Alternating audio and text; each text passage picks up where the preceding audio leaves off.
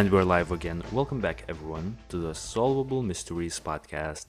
My name is Juras, and as every week, I'm joined by my co-host, Glenn Highcove. How are you feeling on this Friday evening, man? Hey, I'm doing okay. A lot of crazy stuff going on here in Southern California as usual, but maybe craziness is the norm here. So yeah, doing all right. Exactly. Man, what do you think about this case that we're going to be looking into this week? I mean, this case is pretty crazy as well. Yeah, I think there's a pretty interesting thing to think about here. And here's a question for you. Suppose you have somebody in your family or a good friend of yours or someone you really care about, and they want to live a life that's unconventional. You know, they want to go off the beaten path. They want to go out and have adventures. And I think there's a lot. Maybe you're the kind of person that, you accept that. You say, hey, this person that in my family I know or love, they've always been like this. They've always been different. I want to let them go out there and live that life. I don't want to stand in their way. But what do you do if you have reason to believe that the person isn't entirely mentally sound? So this is something we're going to think about today. What's the line between letting somebody, or should somebody be allowed to live kind of an unconventional and maybe almost unsafe life? Like, do we make rules for that person? And then does it make a difference if the person might have a mental illness that maybe makes that lifestyle even more dangerous? Exactly. Today we have the Emma Fillipoff case. And before we jump into this, especially for our listeners that are listening not on our YouTube channel, I think we should definitely play in this case, this is a famous news coverage clip. So I'm just going to play it, and then we're going to jump into the disappearance of Emma Fillipoff.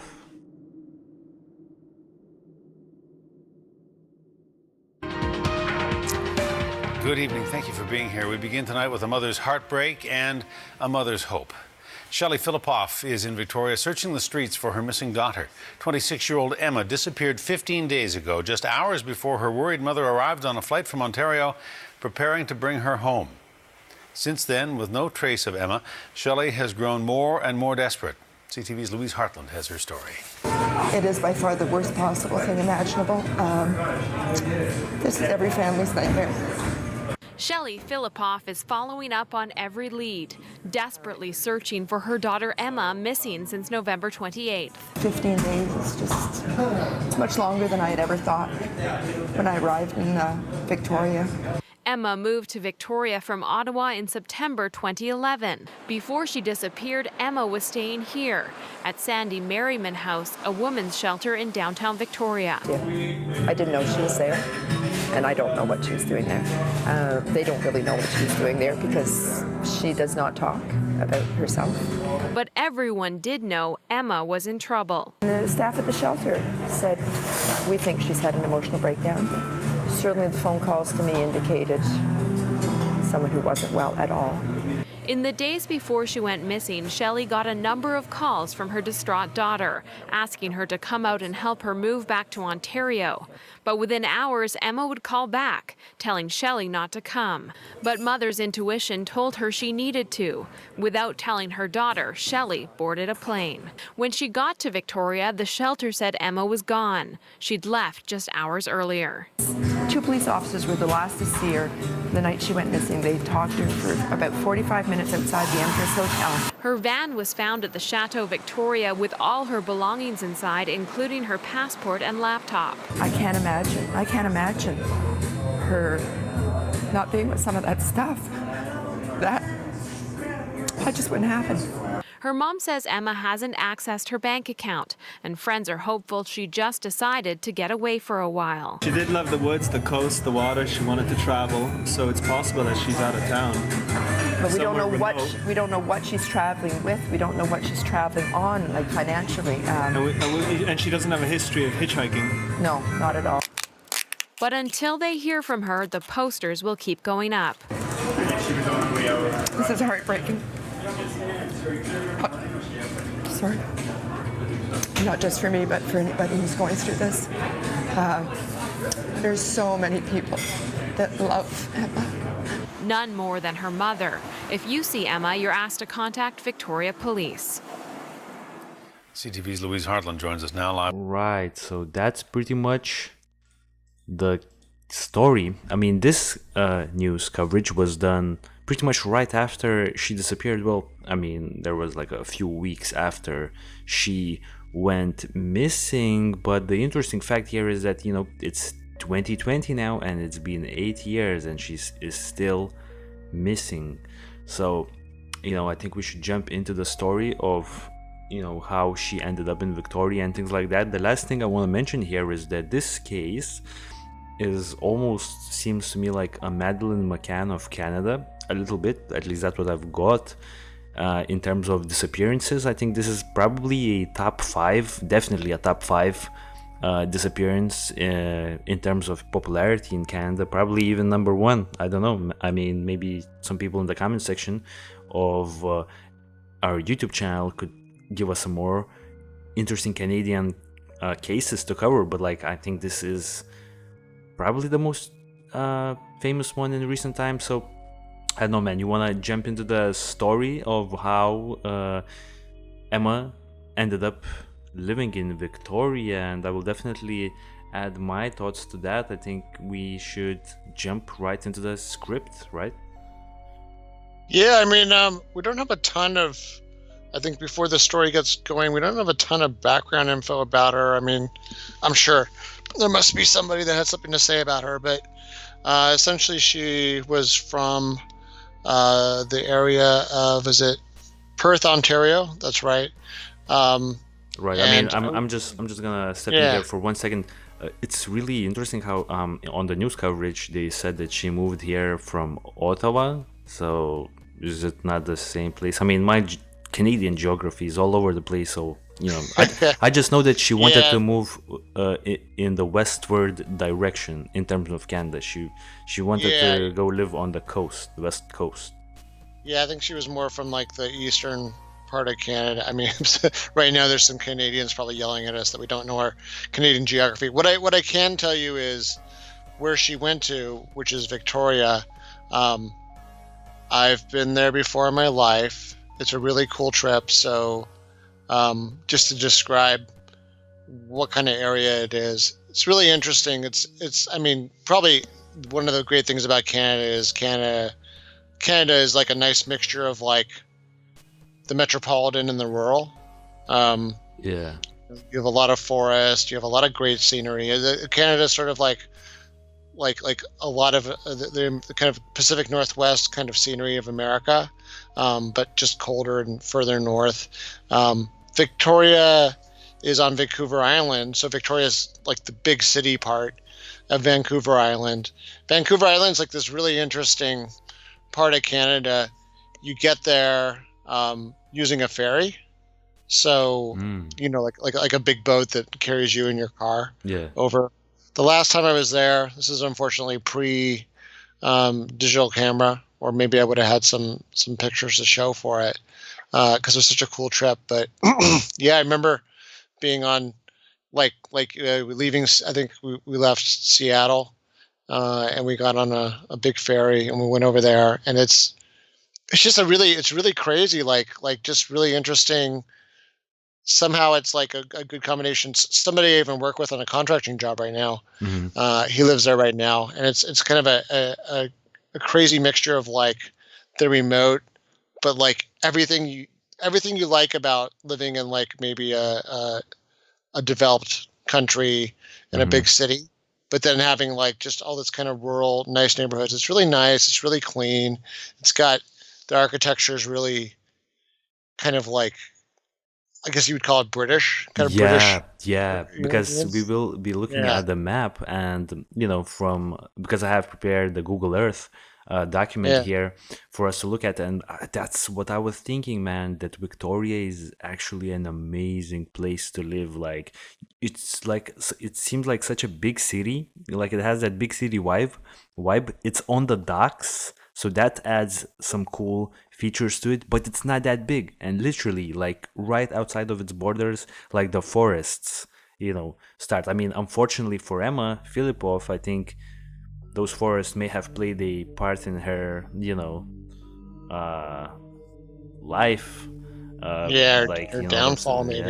yeah, Yeah, it's yeah, yeah, and I'll definitely have something to say about this forest, even from the little bit that I got to see when I was there. I could definitely see how you could get in yeah. over your head there in a lot of ways. So yeah, I mean, it seems like this. I guess part of the confusion about where she's from is that she'd done this move a couple of times, and by this move I mean kind of this big adventure out west where she tries to make a living doing a couple of different, let's call them itinerant jobs, so part-time jobs or jobs at like seasonal jobs at like hotels and restaurants, and I guess on one hand you could look at her and say, oh, maybe she's just like a really free soul. So it's somebody who I don't think wanted. I mean, at this part of my life, I can kind of appreciate like, hey, you grow up and everyone's telling you, hey, go to school, and someday you get to go sit in a box and work. Like that's not like a lot of, what I mean? Especially if you're from like maybe a boring part of Canada, Exactly. where you're like I would like to see, and I mean, wow. I mean, I definitely think she picked the right part of Canada to go to if you're going to go have an adventure. But, on the other hand, there's a reason why people tell you to go to college or study this or that, and then go get a good job in the box, is that you'll have money to actually support yourself. So, Yeah.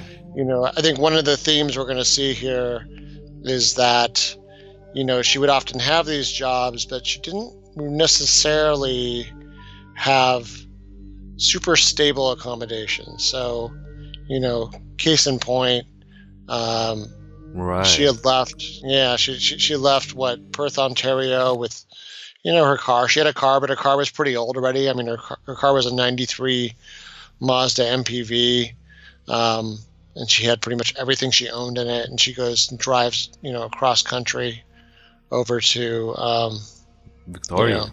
Victoria, yeah, and she's working at a couple different places. And it's interesting because when she gets there, I'm it's like reading here. yeah. I just want to step in here. I'm reading here that she first arrived somewhere around the winter of 2011, right? And her first job was actually being a barista at a cafe, but that job apparently didn't last long. You know what I mean? Yeah, it's interesting too because there's a couple of these in a row, and I didn't really get a sense, like I didn't see any negative feedback about her, and it makes you wonder, like if she's like the Madeleine McCann of Canada, maybe people are just reluctant to give any kind of negative feedback, like, oh, she was weird, or oh, she was flaky, or Exactly. Yeah. or she smelled because she was living in the woods half the time. Right. I mean, it's hard to tell what's going on, but it seems like there was a pattern here. I mean, the other thing is, some places like Victoria, I can imagine is pretty cold during the winter. Like, I don't know that they get a ton of, even in the summer, it's cold. Like, so even in the summer, Oh yeah. yeah, we're not talking. I mean, it's probably colder even than like your summers are in Lithuania. I mean, our summers are like really hot sometimes. Oh, okay, yeah, no, so it's the opposite of that. Yeah, it's pretty far north, and like the whole Pacific Northwest is pretty cool. Like it's not. I don't definitely. know. Yeah, like I would say a summer up there is like a winter down here in Southern California. Yeah. In some ways. Yeah. Yeah. So she essentially also lived with a childhood friend and this friend's partner. So that's the only information I have, like, in terms of her initial place that she lived at. Now, I'm thinking she probably never really rented out an apartment, or did like the because renting out like your own apartment and things like that is probably the most common way to live in a big city, wouldn't you agree? And she apparently did not ever did that. Like, she stayed at hotels during her time in Victoria. She also stayed, I'm reading, she stayed at boats. I was thinking, this is pretty crazy. And and just before you I will let you talk, but there's actually a term called boat dwellers. There's a bunch of people in Victoria who just live in boats, apparently. Yeah, it's so funny because one of the place I like to go to the beach the most right now, Ventura Harbor. There's like a bunch of boats like that. There's a whole, so there's like one part that's all like fishing boats and like kind of Yeah. just long-term parking for people that have a boat, but then they go back to their real house. And then there's like a whole other part of this harbor and the adjacent harbor that's literally people living on their boats. Like they get their mail there. They have power and water, hookups and stuff. I guess probably sewage hookups too. Like so I mean it's kind of weird. Like there's some people that live like that in a way. So in a way this really matches, I guess, maybe some of what the impression we get of her. Now I'm gonna throw a word out there that dates me a little bit, but I feel like around the time that she was doing this, or this, she seems to be emulating, I would almost call it kind of a hippie lifestyle. Like even the way you see her dressed in the, I don't mean like a 70s or 60s hippie. I mean like somebody who's like definitely living unconventionally, living in nature, like it says she was. So it says that sometimes she was actually like camping in the woods, and I guess that can be free. It's not always free to camp, but I guess if you don't get caught, you can probably camp in a whole lot of places. Sometimes they call it, if you look on YouTube, that's if you ever want to go down a rabbit hole, there's a topic called stealth camping, which is people that do that. Like they specialize, like their hobby is basically camping like in hidden places. Okay. I will say that's mostly like guys older than me who don't seem to have much attachments in their lives, or maybe feel like they lived out their lives. It's not often young ladies in their 20s. And I think there's probably there's probably some reasons for that we'll get into pretty shortly. But yeah, so I mean if you look at her, I mean you mentioned rent, like renting a place. Like I feel like you have to have a steady income to do that, or you should, right? And she seems to have the opposite of that. Like her income is these very itinerant jobs, like the Redfish Bluefish seafood restaurant, which is seasonal. Like she arrived and had like a bunch of seasonal part-time jobs. Same thing with the one of the hotels she worked at, which is the Victoria. You have it there, Empress Hotel in Victoria. Oh yeah. Yeah, that's one of her employers. But yeah, I mean, I think the other thing that's interesting is we start to get like a sense that the longer she was there, the more there were some changes in her personality. And this is one of those things we want to look at and say, how much were these changes out of like deprivation? Or so one thing they mentioned is, she stopped smoking cigarettes, she stopped drinking coffee, she stopped, like, I guess, smoking weed, maybe. I think there's a picture of her. Looks like she's smoking a little bit. Yeah, she liked, when she showed up originally, she was a little bit more of a party person, or at least was not adverse to doing kind of the various substances. Socializing, right? Socializing. Yeah. And then she starts to become more withdrawn. And it's interesting because this is where you could make two different cases. So one case is that she's getting withdrawn because, like, hey, like when you're not making money, all of a sudden you can't really afford, $5 Starbucks and cigarettes. Cigarettes are, I don't know how much they cost in Canada, but cigarettes are for sure super expensive in the United States because of all the taxes, the sin tax on them. So that's one thing. And then she starts like eating less and losing weight. And, part of me just really wonders, well, that's for sure a consequence of not making a steady income. I mean, I've seen that with other people I know, where you hit hard times and you start tightening your belt. But then here's the other part of the point in the intro was, some of these are also signs of maybe an emerging mental illness or some kind of difficulty. Right. I mean, this is what I'm reading here, is that Emma's friends actually said that by the time summer 2012 hit, Emma was already in search of a this is what he said, pure lifestyle, a more pure lifestyle. I think one thing to mention here is that apparently she didn't believe in technology. At least that's the thing that I've heard being thrown out a lot during my research. She apparently never had like a cell phone. And in 2012, I'm thinking, by 2012 time, everyone had cell phones, you know what I'm saying? Like, I feel like I had a Oh cell yeah. phone way before 2012. So she was really Oh yeah. not with the technology that much. And she also, yeah, so as you've said, she quit binge drinking in June and also cut out cigarettes, coffee, and sugar. So that's something to mention right there. No coffee and no sugar. I think I cut coffee for like 2 days right now, and I'm already like not feeling myself that much. So also people say that she had occasionally smoked like weed, but now she apparently stopped doing that as well.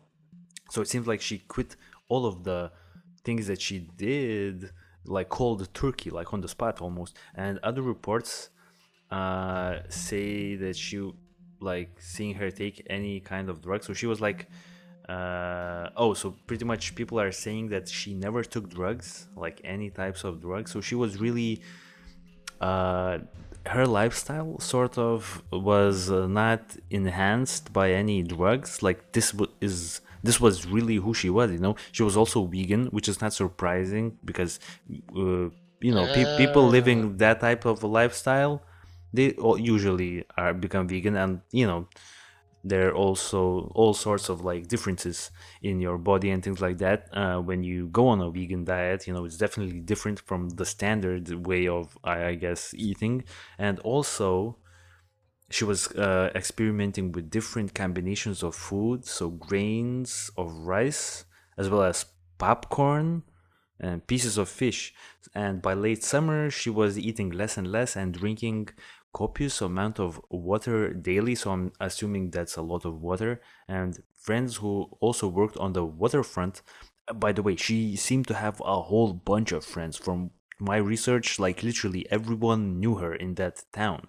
Like she literally ran into people all, like, everywhere in the city. So she really could make friends really easily, it seemed to me.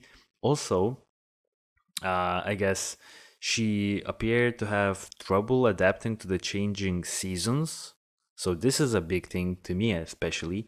And by the beginning of fall, she seemed very unsure about where to go and what to do with herself in the upcoming winter month. So probably the seasonal changes really messed her up. So I'm thinking, now I'm reading this, and this is definitely what I think. This just makes me think that the theory that I have in my head is more and more accurate. You know what I mean? And then also, shortly before her disappearance, she began to distance herself from others, becoming fearful, withdrawn, and paranoid. And some people say that she was withdrawn from like any social interactions with men.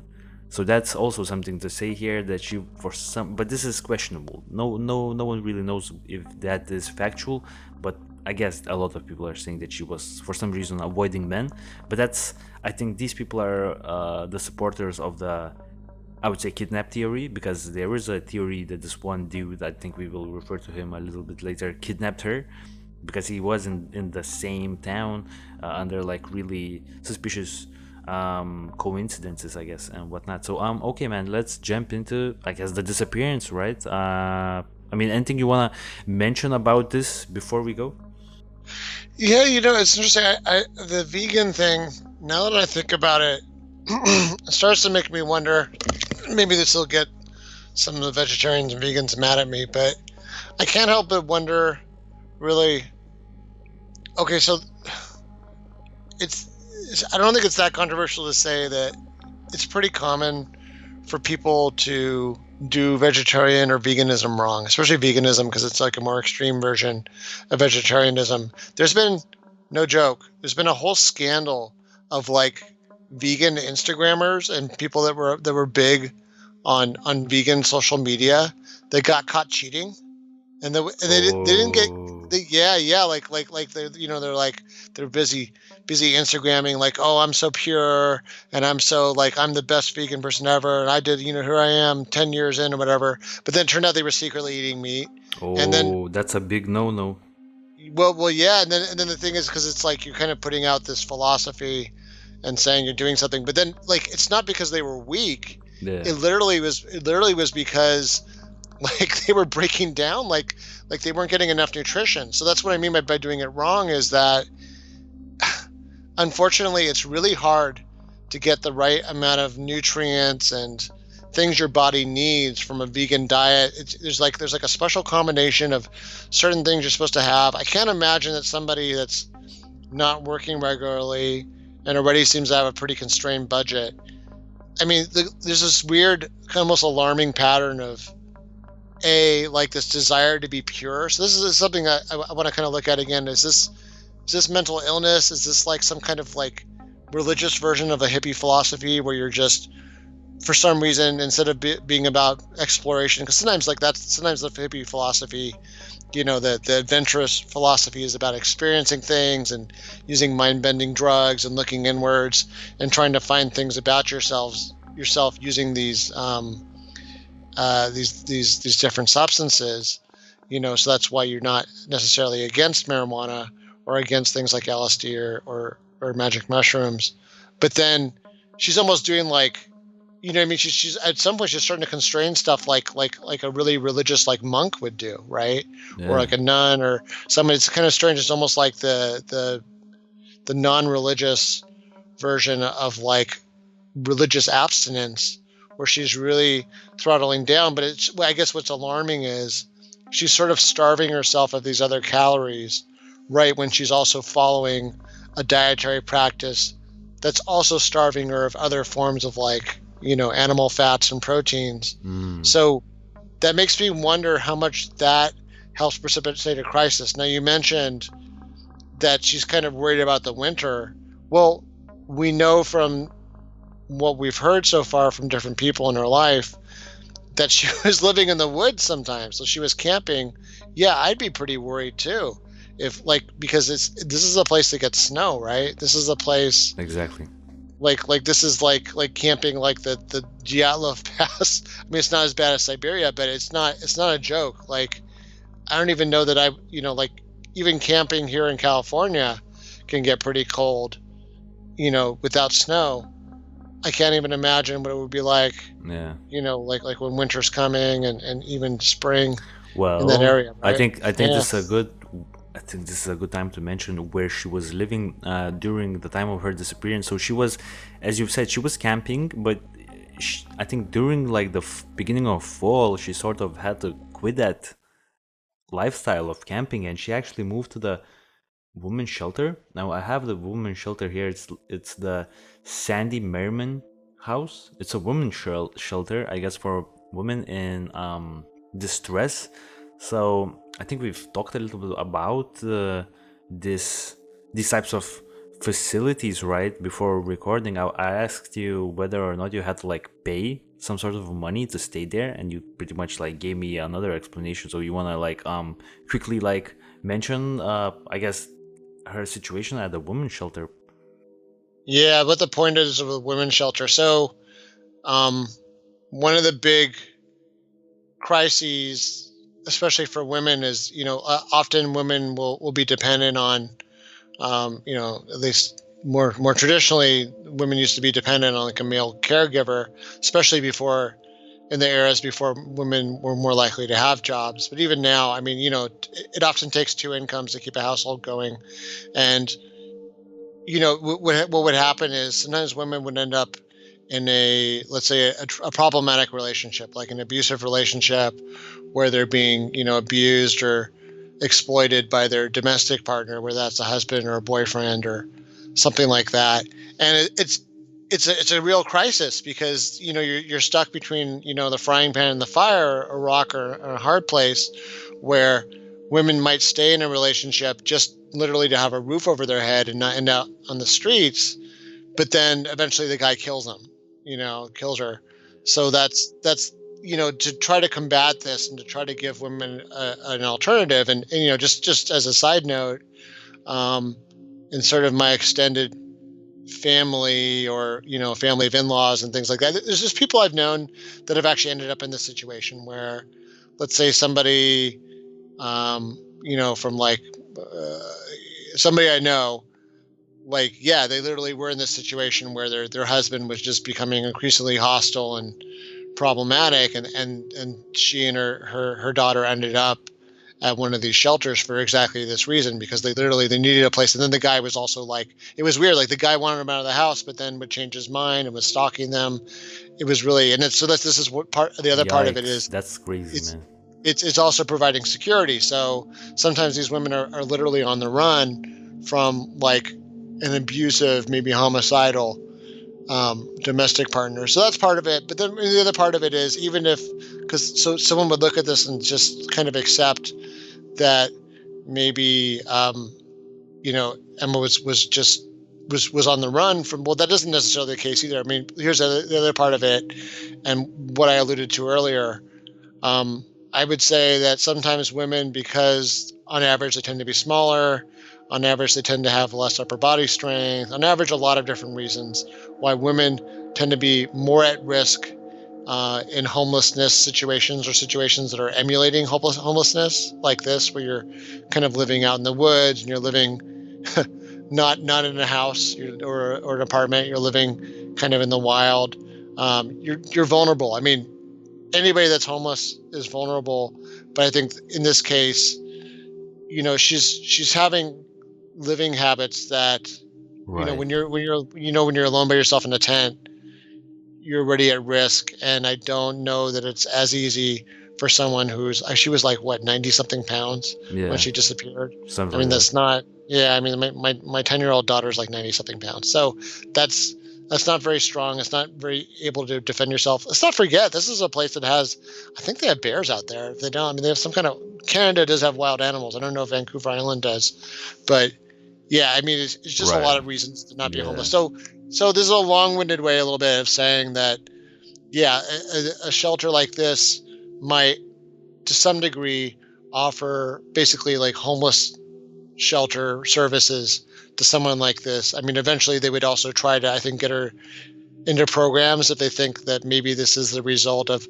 something other than just bad luck or a bad relationship. Like if it looks like somebody has a mental problem or that this is chronic, in theory, they're supposed to migrate you towards those kind of services. But I think as we'll get further in here, you'll see why this has become a little problematic, I would say, especially in North America. Yeah.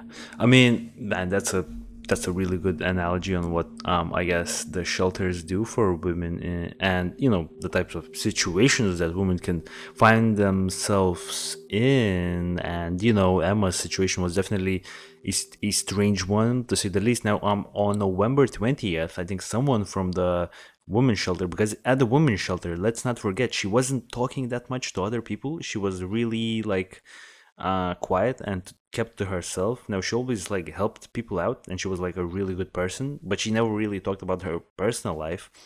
And someone at the shelter, and she, as her stay at the shelter like prolonged, she started doing crazier and crazier things. At one point, she was actually moving out furniture into the streets, and she was saying that the furniture was talking to her. So that's like a big red flag to me, you know what I'm saying, of like potential, that's definitely like some mental stuff that sounds to me like potential schizophrenia, to be honest with you. Now I'm gonna say, I'm reading this fact right here, someone from the shelter actually told her, I believe on November 19th or some day before November 20th, to go to the local YMCA, which is, I believe, like some sort of a youth club. YMCA, I only know like the song. I don't really know what they do. So it stands for, there's YMCA and YWCA. It's so YMCA stands for Young Men's Christian Association, I think. Then, or maybe accommodations, I'm not sure. And then, young YW is Young Women's. But yeah, I mean, traditionally, we'll get into what the song's about later or some other time. But what It's it was probably some about other is, time, man.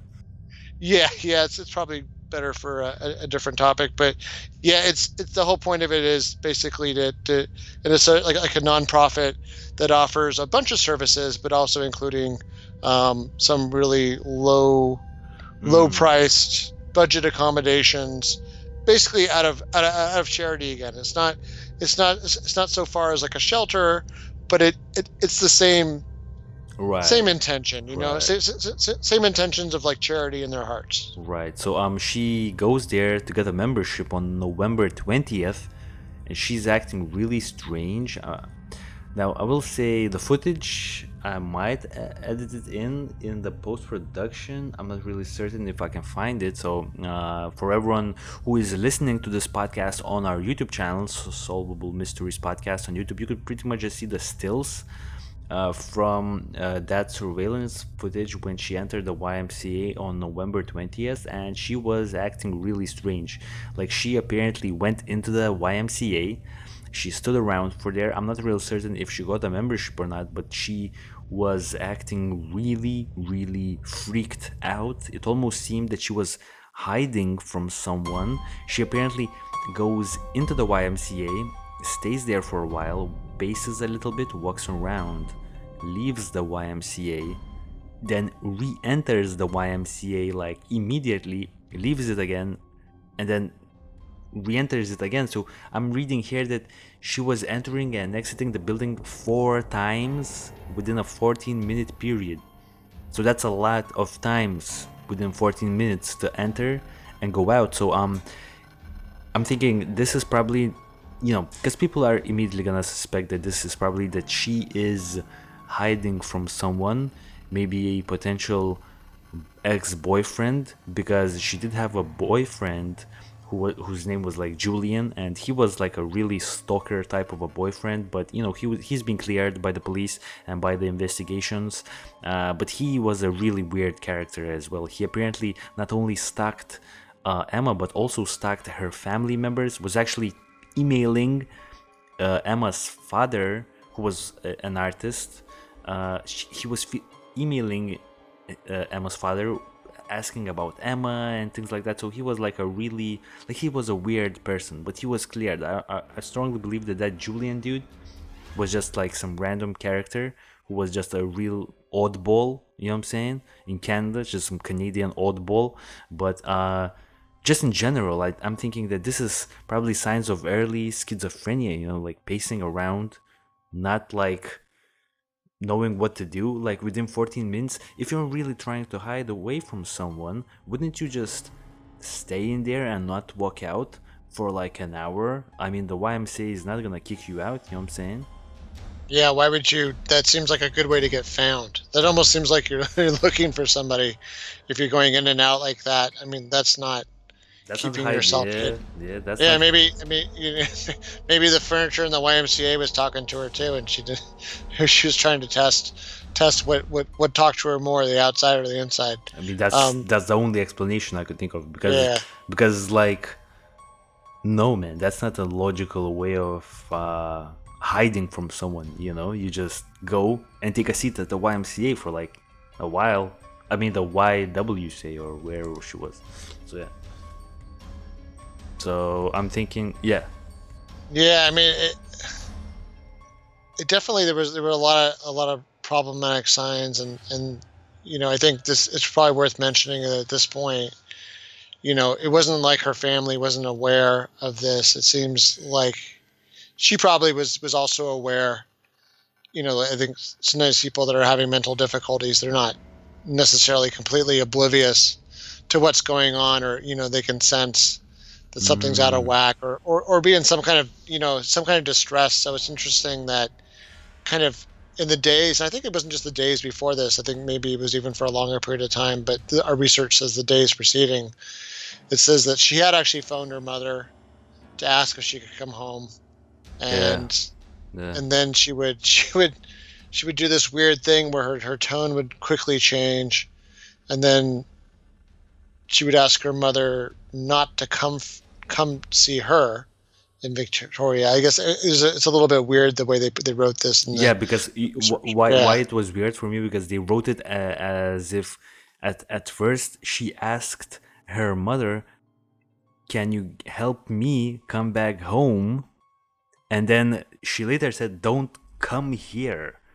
So the initial premise was never for the mother to come to Victoria. So why is she Okay. shifting? So I'm thinking, is this a like some sort of misunderstanding of the people who wrote the details down, or is this actually her like losing track of like what she was even talking about like a day before? Yeah. Yeah, losing the thread, or not even in the conversation, sort of not being totally lucid as to what they were talking about. But Exactly. this is alarming enough that her mom wants to go, like immediately makes plans to fly out there to see her Yeah. daughter and help, and it says Emma's last words to her were, "I don't know how I can face you." And I think Exactly. that was interesting, because it's like, Mhm. it feels like Emma has a lot of ego involved in this move. So I mean, this move meant something. I mean, it's probably worth pointing out that Yeah. for whatever reason that she went out west, like she had a kind of a big maybe personality or ego stake in it. Like it wasn't just a frivolous thing. Like maybe this really meant something to her, that she was going to go out there and make this life. And it isn't. We don't really have any signs about how acrimonious that whole decision was, because the mom, in a later passage we'll mention, said that she'd always been pretty free, maybe too free, as we'll find out, about her kids coming and going from the house and making these weird plans. But Yeah. it's such a weird thing to say. I don't know how I can face you. Like she feels shame, and I don't know if that's just the shame of somebody in mental illness that feels like they somehow, that's not Yeah. I mean, uncommon, right? I Yeah, will for someone say to, yeah. I will say that, Emma's parents actually had divorced a while back, and I think sort of her like moving out of the house and being independent and like probably staying far away from her family was probably because of that. That divorce was probably the catalyst of her like independent lifestyle and things like that. So I'm thinking that she probably had like a mental stake in this whole trip. She wanted to make it seem that she was living well, she was taking care of herself, and she was independent, and her mother actually did not know that Emma was staying at that women's shelter.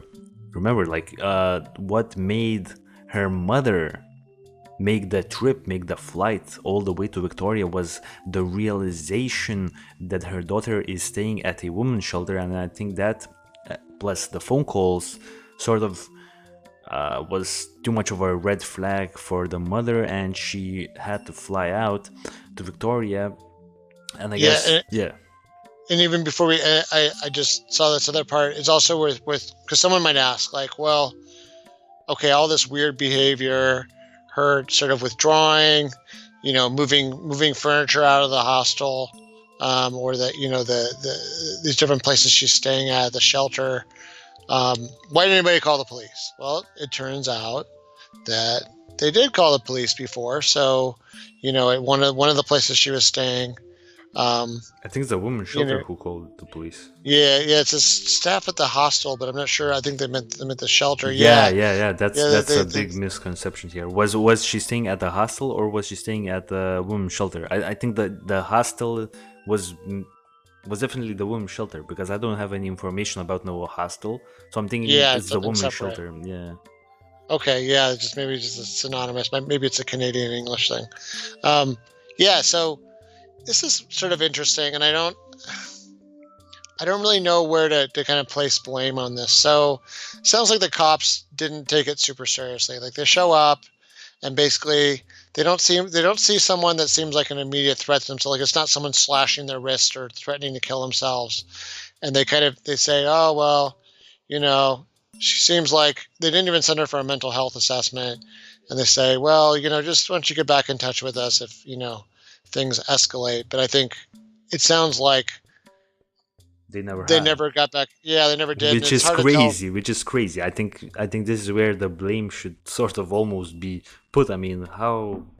Yeah, so I guess the question is it because did they not do it because they felt like there was no use? Like, hey, Right. if she doesn't do X, Y, and Z, we're just wasting our time and making this person feel unwelcome, and maybe we're doing a disservice to the service that we're providing by, I mean, I could see someone getting torn. I guess the other part, and I see this, I'll just pick on my state a little bit, but also just the whole Pacific Coast. The Pacific Coast tends to be, how do I put this without being, I don't want to get political on the show because we're not a political show. There's an attitude in some of the cities here on this coast that kind of wants to let homeless people, like treats homeless people as sort of like always victims. And that's one part of it, is just kind of almost being overly accepting of a homeless lifestyle, or feeling like, well, you don't want to persecute them or force them out of it. The other thing is, the fact is, at least in the United States, I don't know if this is also the case in Canada, you can't. So part of it is the laws have been made in such a way that it's really hard to force someone to live like sort of a quote unquote normal life, or to even, there's not even money, unfortunately, in the case of the United States, there's not a lot of money to actually institutionalize. Like the rules have really changed where, if this was like in the 1950s, you would have people that now we consider to be like vagrants or homeless, and they're actually like mentally ill people that can't care for themselves in some cases, or can't care for themselves well. Like they're definitely doing themselves a disservice by living out under a freeway overpass, but there's just not the funds that used to be there aren't there anymore. So like that person used to be like in a mental home, like in, One Flew Over the Cuckoo's Nest or something, that movie, like they would be institutionalized. Well, unless they do a crime, which is pretty unfortunate because then they're definitely not in a good place for them either. There's no place for them. So I wonder if it's the same thing for Canada, where between kind of the desire to like not do something, and then maybe the cops, like they're like, hey, we're just going to take her to the hospital, and they're going to kick her out 24 hours later and say, well, there's no marks on her wrists, she didn't try to kill herself, so there's no budget. So that's why. Okay, yeah. That I didn't really think about it in that way. That's definitely some good points. Maybe that was the case, that being homeless sort of, ties people's hands behind their backs in regards to having, trying to change that situation because, yeah. I mean, it's so interesting because it's like, there's that quote from Stalin that like one death is a tragedy and a million deaths is a statistic. And it's real sad because, you look at someone like this, she's an attractive person. Seems like she was a really nice person, especially like you said, the whole city seemed to know her. So it seems like she was able to make friends wherever she went. Maybe she was the kind of person people wanted to make friends with because she just seemed like a really attractive, happy person. But I can tell you right now, I mean, between what's going on with COVID and just all those factors I just mentioned, like, I mean, the other day we drove under this freeway overpass, and there's like a freaking city under like every underpass now. This is like in Los Angeles. Like I'm living in a pretty developed nation. I'm living in one of the most expensive cities in one of the most expensive countries in the world.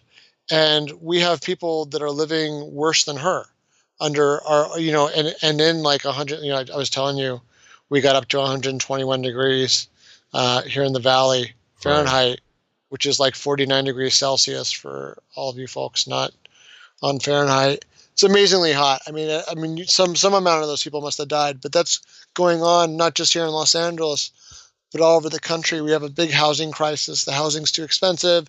There's a big bunch of joblessness. So in some ways, until she dies, unfortunately, or goes missing, Emma isn't special. Even 8 years ago, I mean, she's special to us. We're talking about her. She's special to her family. She's special to the people that are looking for her. But, to the cops showing up, that like, it's not apparent that anything's going to happen to this person. It's just like they've got other stuff to deal with. So, right. Yeah. Dude, that's definitely an interesting way to look at it. I mean, yeah, I think that for some reason they mentioned that there were like a a whole bunch of like homeless people in Victoria. I'm not really certain what the stats are. I think we should sort of get into the day of November 28th right now. I mean, the day of her disappearance, because she did do some really interesting things during, the day that she disappeared. Now, the first interesting fact is that her mother sort of arrived, I believe, like a few hours after she went missing.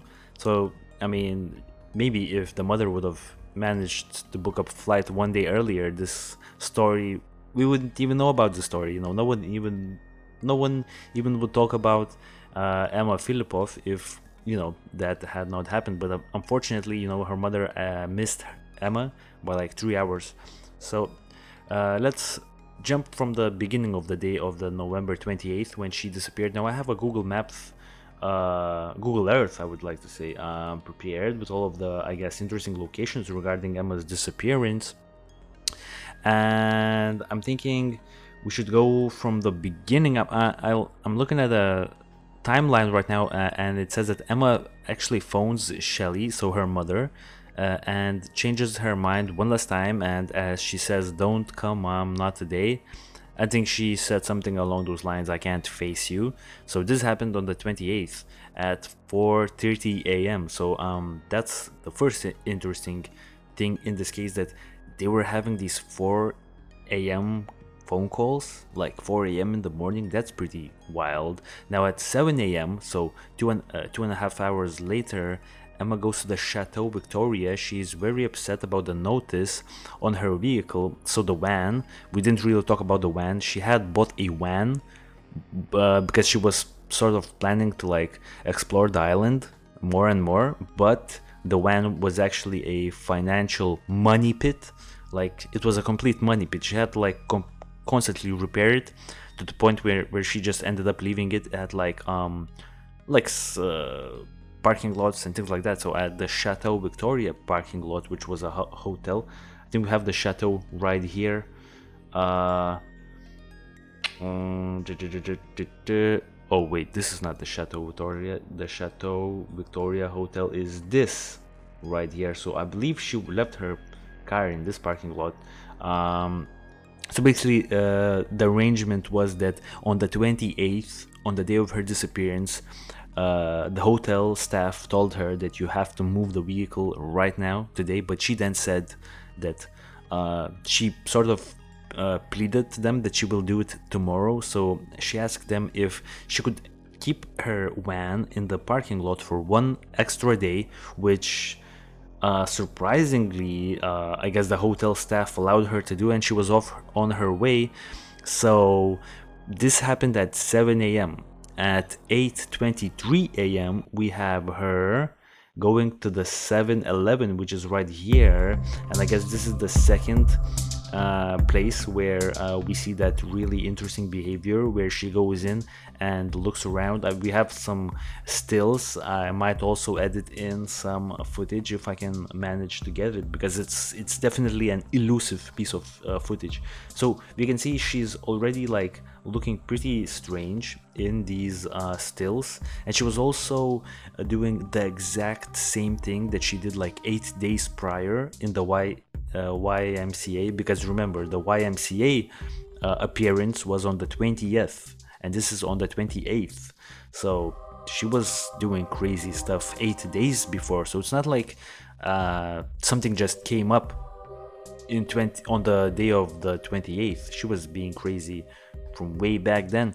And also I would like to mention that she bought a $200 prepaid credit card, and then she walked, I believe, so she made two purchases at the 7-Eleven on 2 different occasions. So I mean, let's just mention the fact that on the first time that she went into the store on 8:23 a.m. she purchased the $200 prepaid credit card. Now without stopping here for too long, because we want to be time sensitive here, man, could you tell me a little bit about like prepaid credit cards? Like, can you just get like a prepaid, like what's that all about? Like, yeah, I mean, I don't really understand why she bought it for herself. Like, I could see her mom just wanting to give her cash, like it's kind of same as cash. Like, you give somebody, it's an easy way. A lot of times you give them as gifts. So sometimes, like if your work is trying to give you a reward for a job well done, maybe they'll give you like it's almost like a gift certificate, but it's just like, Okay. yeah, it's like a Visa or something like that. The one thing I just wanted to, before we moved on, some of this almost reminded me of the Elisa Lam stuff. Remember when she was acting weird in the elevator? Yeah. And kind of ducking around and stuff? It's like, I don't know if it's just coincidental or if that's like a similar kind of paranoid, Exactly. strange behavior. I mean, Exactly. Elisa Lam had probably something else, not schizophrenia. Well, maybe she did, but I think Elisa Lam had some kind of weird bipolar manic stuff going on that maybe she was psychotic in a different way. Mhm. But yeah, it is sort of interesting that we have two different missing women. Well, Elisa's not missing anymore. She did go missing though. And yeah, it's just I don't know, for some reason some of this kind of reminds me of that. So just thought I'd Yeah. mention that. So also, let's jump an hour and 50 into the timeline at 10 a.m. While riding a bus, Julian Huard, so basically the dude, okay, we have to show this picture of the Julian guy. So remember when I said that there was this guy who was stalking not only Emma, but also her family members? So this guy was on a bus, and he, for some reason, I believe, saw Emma across like some on Pandora Street across the Alex Golden Hall, and he pretty much disembarked a few stops early to talk to Emma, who is standing on the edge of the sidewalk, one step away from the road.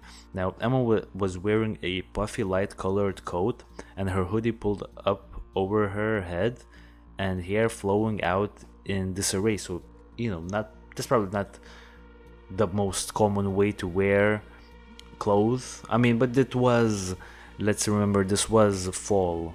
This was November, so it was cold. So that's pretty normal actually when I think about it. So she was also carrying a plastic bag, multiple bags it seems, and in each of the hands. And she had more bags over her shoulders, so she had a bunch of bags. Julian also observed her from the back, and pretty much she was just standing really still, and she was acting pretty strangely. I think Julian sort of he also observed her for a short while until he decides that he is done with Emma and she won't accept help. So pretty much Julian I think asked Emma if she needed anything, but then she sort of did her usual, I guess, non-talking, non-responding type of thing. Now this definitely reminds me of Magdalena Zhuk. Remember that footage from Mahmoud, when Mahmoud and the boyfriend was talking and then Magdalena Zhuk wasn't responding and wasn't doing anything. So man, I think these cases really have like some sort of a similarity, Also, in the afternoon, a friend of Emma's actually spotted Emma at a soup kitchen place on Pandora Street. So pretty much Emma was not about to talk to anyone, so I guess this friend sort of like shrugged it off as maybe Emma is in a bad mood. This just sort of correlates with the fact when I said that Emma really did know a whole bunch of people in Victoria, because literally everyone sort of remembers seeing her on November 28th, but no one sort of stopped her or like tried to help her out. Everyone's like really nonchalant about it. So maybe they were thinking that Emma is just, this is how Emma is, because she started going crazy for, if you could call that, in the summer. So I don't know. It almost reminds me of like, sometimes there's homeless people that everybody knows just because like the person's always around. Like she's not, like we said, she wasn't doing a lot of working necessarily, so that gives you a lot of time to kind of walk around, and she's kind of visually I think she's easy to notice. I mean, in where I used to work in West Hollywood, there used to be I don't know if he's still around, West Hollywood Jesus. So West Hollywood Jesus was this guy that would dress up as Jesus, and he was everywhere, dude. Like, like no joke. Like we all saw him. Like I saw him walking down the street in Beverly Hills. Other people saw him at like parties. Like he's literally like a figure. You know what I mean? I mean, obviously it's a dude that is wearing a robe like Jesus and dressed like Jesus and has a beard and hair and everything like Jesus. So, but like it's just funny because just like literally probably at some point hundreds of thousands of people had seen this guy and remembered him. Right. So I I was mean, like, it's like, yeah, I could totally see how this would happen right. in a much smaller town like Victoria, Yeah. where there's like some major epicenters of traffic. But Right. so here's something I wanted to ask you, because this will probably, it's a little more apt for our YouTube audience, but I think for our podcast audience, it's definitely worth looking Emma up and saying what you think of her pictures. In her pictures, because we're getting around to, we're at the point where we're suggesting that maybe she had some kind of schizophrenic break, Yeah. or a combination of things. Do her eyes look kind of? I mean, I saw her mom, and her mom actually has the same eyes, but do her eyes look kind of distant? Like, if you looked at her, would you think that she was maybe stoned or a little weird or something? But like knowing now that that supposedly she wasn't stoned all the time on weed, she looks. I don't know. Her eyes look like a little bit. She Yeah. looks a little bit spaced out. I don't know. Hard to Right. tell. I mean, yeah, I can definitely see that a little bit.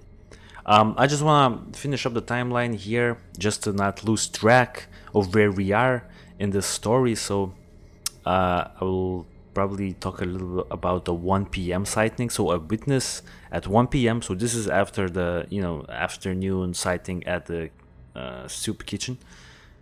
Saw Emma looking vacant-eyed, as you've just said, slowly shuffling along on Pandora Street. She isn't wearing a hat, and her hair looks as though it has been freshly washed. I don't know how that would happen. She's carrying several white plastic bags, an orange satchel, and is wearing camouflage pants and a white fleece jacket. The witness later reports the sighting to the police, the Victoria Police, and eventually he hears back from the Victoria Police Department, who take the full report. So I guess the police were like, at that point, were trying to do something at least. In the afternoon, 2 people report seeing Emma on Douglas Street sometime in the afternoon.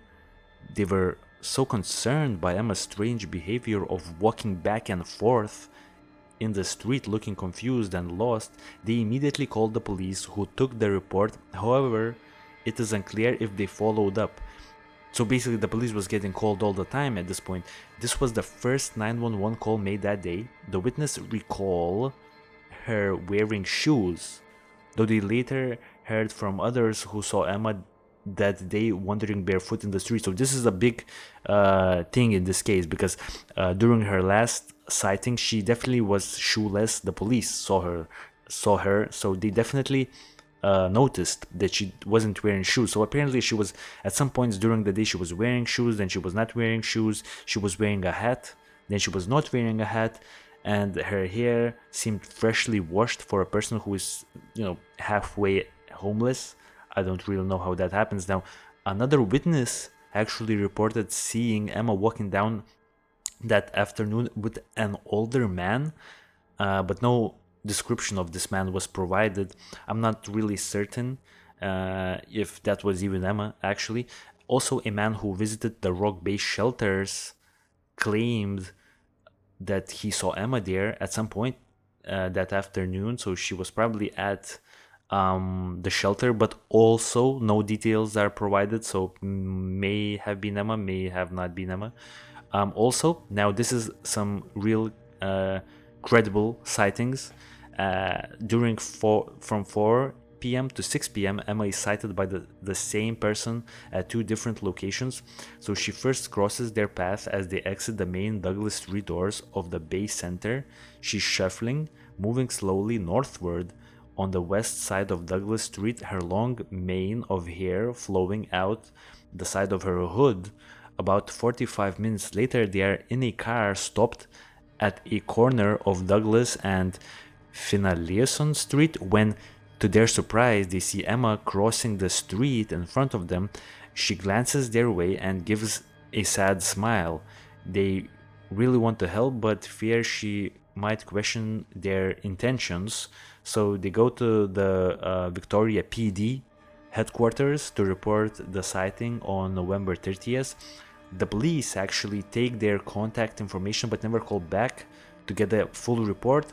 And at that point, I'm thinking the police is definitely thinking, yo, who is this Emma Fillipoff? Or who is this person just wandering around town that everyone is sort of calling us about? So at 5:54 p.m. on that same day, Emma uses her debit card to purchase a prepaid cell phone at the same 7-Eleven. So this is when we were talking about the first 7-Eleven footage. She actually does the exactly same thing on the other the second time that she's in the 7-Eleven. So video surveillance shows her paying for the phone. Then she lingers in the store by the doors, nervously peering outside as if she's afraid to leave or is avoiding someone. The cell phone she purchased has never been activated, so it sort of leads me to believe that neither the prepaid credit card of $200 nor the cell phone was a logical purchase. She was just doing random stuff at that point. And she also did the same thing where she was like sort of trying to hide from someone in the 7-Eleven. I'm definitely not buying the theory that she was hiding from anyone at that point. So I'm almost done here, man. So at 6 p.m. Emma goes to the Sandy Merriman shelter once again, so the shelter that she was staying at.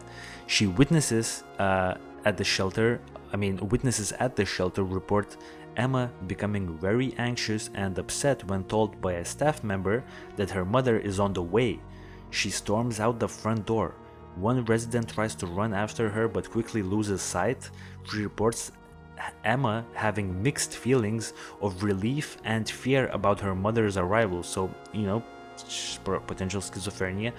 Though Shelley Fillipoff, the mother, spoke with the staff on the phone the day before, she did not tell them she was heading to Victoria. So this is where the confusion comes in, whether or not how did the shelter know that Shelley was coming. I mean, this is a shaky situation, the case. 10 minutes later, a driver with ABC taxi picks Emma up near the shelter. She asks him to take her to the airport, potentially to see her mother. It would make sense that once she heard that her mother was coming at the shelter, she stormed out, and she initially goes to the taxi, and I think she was trying to go to the airport to see her mother, but suddenly changes her mind. Even though she had $2,000 to $3,000 in her bank account, she tells the driver she can't afford the $60 fare and asks to be dropped off exactly where she was picked up. When they arrive, she asks if she can sit in this cab for a while. The driver observes her behaving strangely. She becomes anxious and paranoid when she hears the dispatch radio. She stares at it and asks, why is there a noise coming out of that? So she was thinking, why is there, like, she really thought that things were talking to her, even though like the dispatch radio is supposed to make like human noises and things like that. So she pays the fare with her debit card and quickly exits the cab. 5 minutes later, Dennis Quay, an acquaintance of Emma, sees her standing barefoot on a corner, looking disoriented, paranoid, and seemingly unable to cross the street. He asks if she is looking for someone or if someone is following her. She actually says she doesn't say much and keeps looking all around. She asks him to walk with her for a bit, but becomes increasingly uncomfortable with his questions and concern and decides to walk on her own. At approximately 7 p.m., so 45 minutes later, this man, Dennis Quay, enters a nearby restaurant to call police and waits until they arrive because he was thinking, Emma is really messed up right now. He observes the police talking with Emma for a while, but then he leaves, assuming that Emma is in the safety of the police care. But to his later surprise, police actually didn't, take her in. They let her go. So how that went down is at 7:17 p.m. police locate Emma barefoot and clutching her shoes by the Empress Hotel. So I think we have the Empress Hotel on the Google Earth right here. So yeah, so this is where, and I'm almost done here, man, and this is very important. This is a very important thing to look at the Empress Hotel. I will pretty much allude why.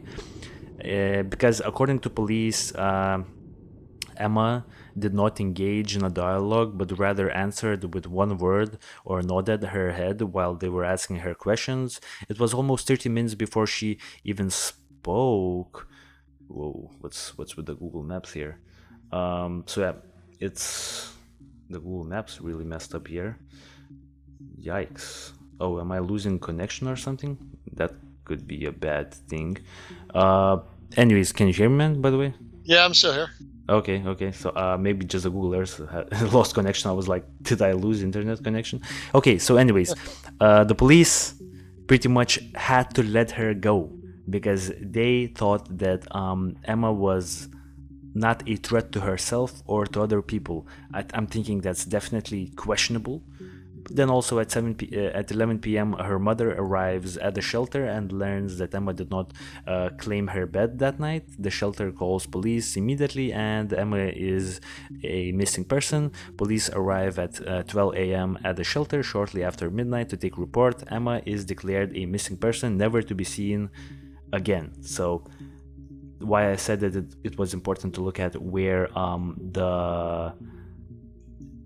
where this hotel is, because where she was last seen, it's right up the docks. So some people believe that she may have jumped from the docks and killed herself. So yeah, that's all we have, man.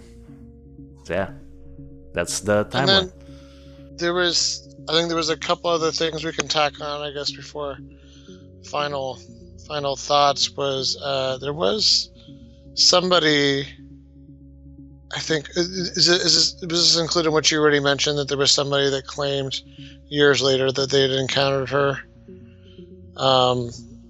Yeah. You know, like, I guess he was a little bit afraid to say something, and then finally came forward. It's a really good thing that you mentioned this guy, because I actually have the area where this happened. So it happened right here.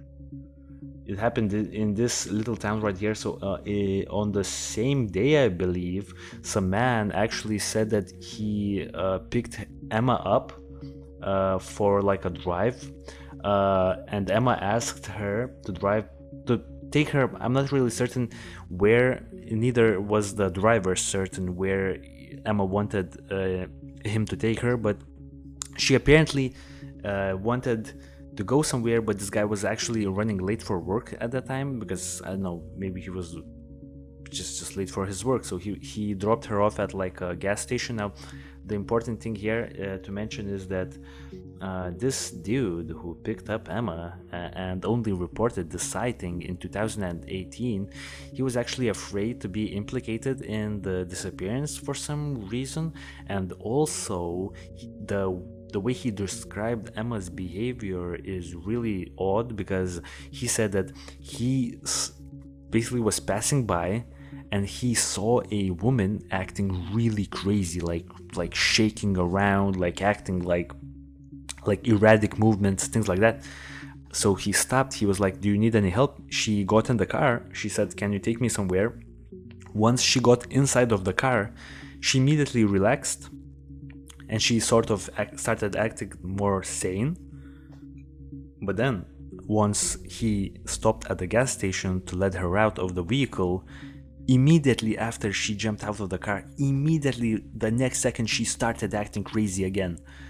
And the dude just drove off. So that was another reason why he didn't want to report the sighting, because he was pretty much afraid that he was gonna get judged by letting her do that. So I'm thinking, if you are that afraid to mention this fact, then that means that Emma was really, really acting crazy, you know what I'm saying, that day. And also, he only reported the fact in 2018 because he became a father himself. So when he had a child, he sort of felt compassion for Shelley at least, and he pretty much came with the sighting. So it happened somewhere along this area right here. So I'm thinking, the woods are pretty clear. I mean, this is still an urban area. I'm thinking it's, so I think this is the last sighting of Emma Fillipoff, and I guess, I've been talking for a while now, so I'll let you just give your theory on what actually happened to Emma Fillipoff. Yeah, and I'll throw in a couple last minute things that have come up, I think, for the case in the past few years. So, two different things happened. One was in 2014. Some business owners claimed that one of the missing persons posters that had a $25,000 reward on it, that they witnessed a man in their store throwing it out, and the man claimed that the girl wasn't really missing, that she was his girlfriend, and she ran away because she hates his parents. And the owners of the store said they called the police, but they weren't. Yeah. They never were able to identify this person. You never know. I mean, that could just be honestly a crazy person. I was thinking. The other interesting. I was thinking this was a crazy person. I was thinking, why is the police even focusing on this? Like, this is clearly just a crazy person, Yeah, it's probably just all the public attention this case has gotten. The other thing that's worth mentioning. So okay, so I'll say the thing, and then I'll give a quick opinion on it. Is that in 2016, both Emma's mother and her brother were charged with money laundering, drug and weapons offenses. What? Yeah, after there was a bust. Emma's brother. Yeah. Emma's brother was living at their mother's house, and it looks like their mother was actually exonerated eventually. But I think her brother, I don't know that they've had the case yet, but her brother is still on the hook for this. But basically, this was her comment back when this happened, and she said, "My older son, Matthew, 28, had been using my house as a stash house for cocaine, and I was unaware of it." Fillipoff told the Nighttime podcast, and police had apparently been tracking him for some time, and it's because my house.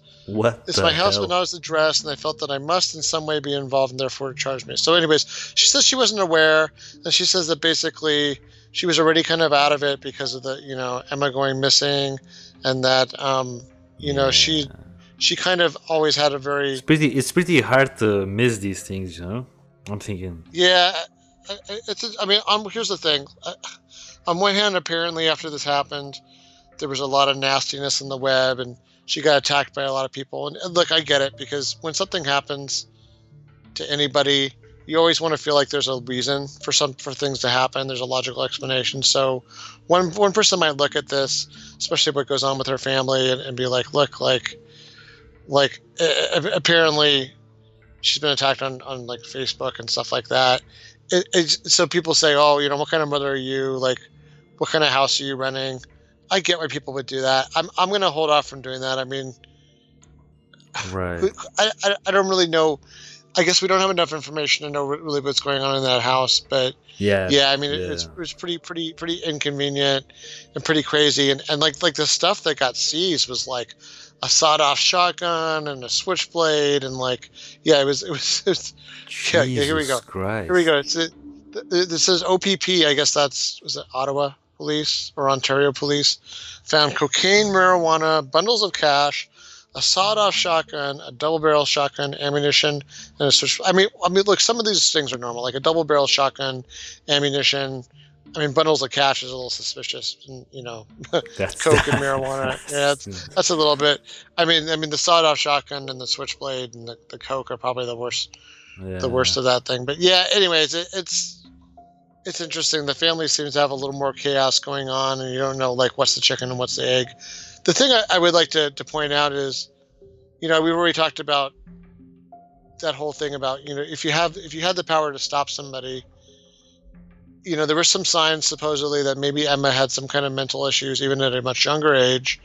So it makes you wonder, was there any heading this off, or could you have even stopped her given, like I mentioned, the sort of lack of legislation, or in many cases legislation that actually upholds the right of somebody to go missing and to kind of do what they want, despite maybe not being of sound mind. Like, it's actually hard in some places to prove that.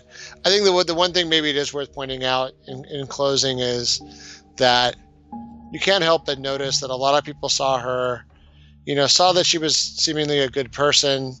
She's also an attractive person, but she's also, a young lady. Like she's someone that in another life circumstance would have maybe been getting married and having kids or having a career, like kind of in almost the best part of your life, or the, one of the best parts of your life. And instead, I think people, it's no surprise a lot of people were shocked when they see her out of it and acting erratic. And, there's a lot of crazy people or mentally ill people or people that are unfortunate, a lot of homeless people out there, but not everyone's like falling over themselves to go help that person. I mean, case in point, all the people I saw sleeping under the overpass a couple days ago, we've kind of written them off as society, but it's worth pointing out that there were a lot of people trying to help Emma.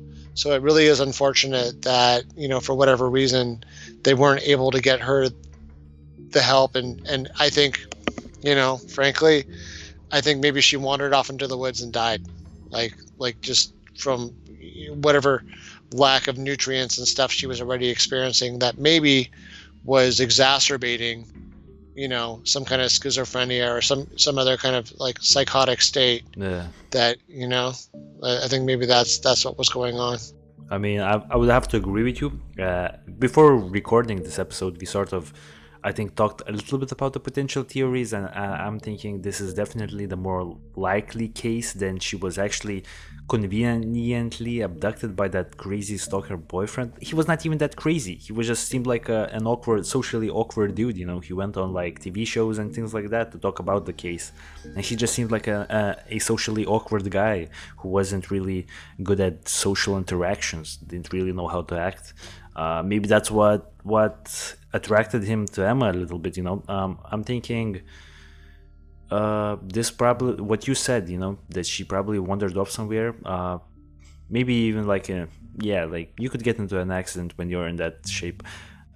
I think it's pretty weird how no one really stopped her, because it seems that she was getting seen by a lot of people, you know what I'm saying, in the city, and people were trying to help her out. Now once I do believe that 2018 person who came out and told about the sighting, he definitely has some merit to it. I think he definitely saw Emma that day, and I think he drove her out of the city a little bit, because in the city it's really hard to die by accident. You know what I'm saying? Like wandering somewhere in the city, someone's gonna stop you and things like that. But especially in Victoria. But I think he drove her somewhere outside of the city, a little bit in the outskirts near the wooded areas, and I think Emma at that point in the wooded areas, it was a no-go. It was definitely a no-go for her, and she perished somewhere there. I'm thinking there was actually like some other podcasts solely dedicated to this case. They actually did their own research. They did like by like sniffer dogs and things like that to go look for her on like 2 or 3 different occasions, and they didn't find anyone in the woods. But I'm thinking a lot of people are leaning towards it. Somewhere there she sort of ran into some issues and died, and I'm thinking that's the case. Guys, in the comment sections, leave something for us if you think that we missed something, or theories or cases that you would like to us to do next. I mean, maybe some Canadian cases, who knows, maybe there are some really good ones out there, really interesting ones. Before we sign out, man, anything you want to mention to our audience? Hey, just thank you for listening, and thank you for all the many comments and interactions we've had. We've had a lot more subscriptions on both our social media and on YouTube. So thank you once again. We read every single comment that you leave, and we're really happy that our show is making you happy, and thank you for all the feedback. Right, guys, catch us on the next week's case, and for now, stay safe and peace out.